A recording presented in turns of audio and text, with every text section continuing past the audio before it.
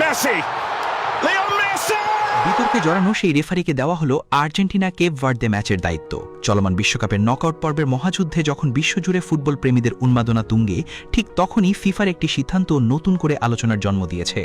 আগামী শনিবার বাংলাদেশ সময় ভোর 4টায় মায়ামির হার্ড রক স্টেডিয়ামে শেষ 32-এর হাই ভোল্টেজ ম্যাচে মুখোমুখি হতে যাচ্ছে বর্তমান বিশ্ব চ্যাম্পিয়ন আর্জেন্টিনা এবং টুর্নামেন্টের নবাগত চমক কেপ ভার্দে। এই অত্যন্ত গুরুত্বপূর্ণ ম্যাচে বাঁশি হাতে মাঠ নিয়ন্ত্রণ করবেন ক্যানাডিয়ান রেফারি ড্রিউ ফিশার। কিন্তু এই ঘোষণা আসার পর থেকেই ফুটবল মহলে শুরু হয়েছে ফিসফাস, কারণ ফিশারের অতীত ইতিহাস খুব একটা নিষ্কণ্টক নয়।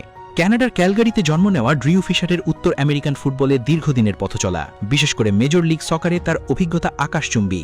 এখন পর্যন্ত তিনি সেই লিগে 229টি ম্যাচে ম্যাচ পরিচালনার গুরু দায়িত্ব পালন করেছেন। 2015 সাল থেকে ফিফার আন্তর্জাতিক রেফারির তালিকায় নাম লেখানো এই রেফারি লিওনেল মেসিদের অতি পরিচিত মুখ।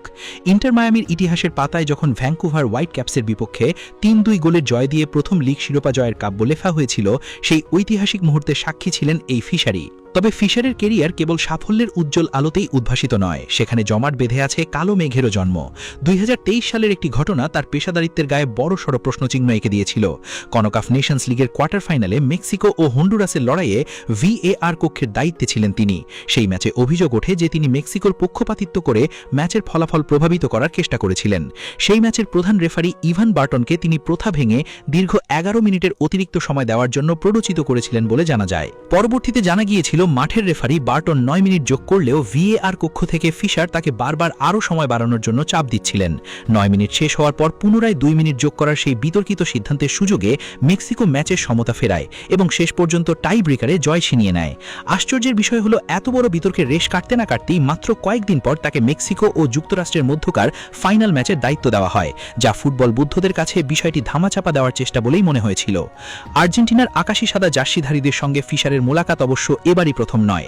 2024 সালের কোপা আমেরিকার আগে ফিলাডেলফিয়ায় ইকুয়েডরের বিপক্ষে একটি প্রীতি ম্যাচে তিনি দায়িত্ব পালন করেছিলেন।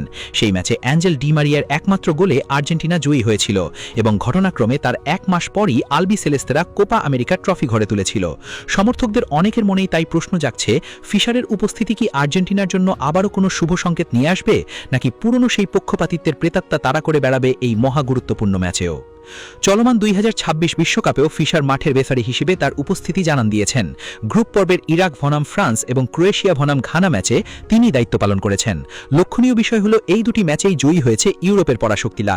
এছাড়া গত বছর ক্লাব বিশ্বকাপেও তাকে তিউনিশিয়া ও ব্রাজিলের নামিদামি ক্লাবের ম্যাচে বাঁশি হাতে দেখা গেছে। আগামী 3 জুলাই বাংলাদেশ সময় দিবাগত রাত 4টায় মায়ামির মাঠে চলবে এই স্নায়ুক্ষয়ী লড়াই। একদিকে বিশ্বসেরা মেসিরা, অন্যদিকে বিশ্বকাপের নবাগত শক্তি হিসেবে সবাইকে চমকে দেওয়া কেপ ভার্দে। এই ম্যাচে মাঠের লড়াই যতটা না উত্তাপ ছড়াবে, তার চেয়েও বেশি নজর থাকবে রেফারি ড্রিউ ফিশারের ওপর।